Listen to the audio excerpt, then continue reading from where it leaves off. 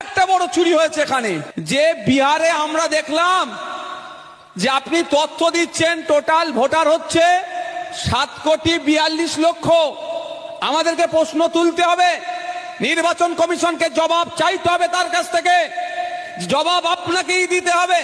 যতটুকু খবর পাচ্ছি আমরা, বিহারে 7,42,00,000 ভোটার, আর খোঁজে নিয়ে দেখছি বিহারে ভোট দিয়েছে, বিহারে ভোটের সংখ্যা 7,45,00,000।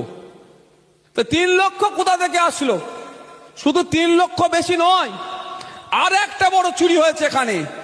যে অভিযোগটা এসছে, বিহারে 100 জনের মধ্যে মানে টোটাল ভোটারে 66.67 66.67% ভোট পুল হয়েছে, পড়েছে।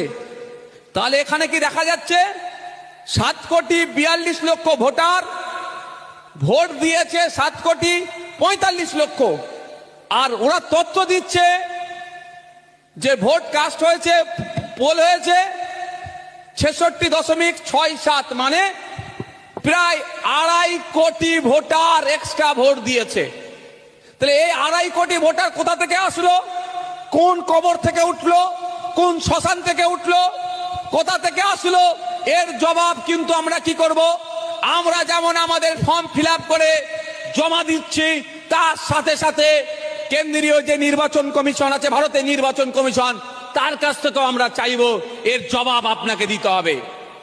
কারণ আপনাকে আমরা রেখেছি সংবিধানের আর্টিকেল 324-কে সামনে রেখে ভারতের নির্বাচন কমিশনের পাওয়ার, সেই পাওয়ারের তালে মিসইউজ হচ্ছে, পাওয়ারের ভুল ব্যবহার করা হচ্ছে। যেমন আপনাদের বলছি যে মাস্টারের যদি কোনো ভোটারের, মাস্টার কাকে বলছি? নির্বাচন কমিশন, না নির্বাচন কমিশন। আর ছাত্র ভোটার আমরা বলছি। মাস্টার কোশ্চেন পাঠিয়েছে, আমরা বাধ্য ছেলের মতো উত্তর দিলাম, তো যার উত্তর নেই এখানে উত্তর ছেড়ে দিলাম। কিন্তু মাস্টার যদি আমার উত্তরপত্র নিয়ে ছেড়কারি করে, মাস্টার যদি দু চোখে দেখে, রবিউলকে একটা চোখে দেখছে আর নওশাদকে আলাদা চোখে দেখছে, রাইনুরকে একটা চোখে দেখছে আর তৌফিককে আলাদা চোখে দেখছে, তাহলে কি হবে? ছেড়ে কথা বলা হবে না, কারণ উত্তরপত্রের কপি আমার কাছে আছে।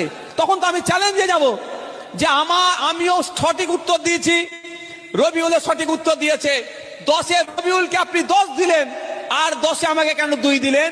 এর জন্য, বা 10-এ আপনি আমাকে খাতা কেটে দিলেন।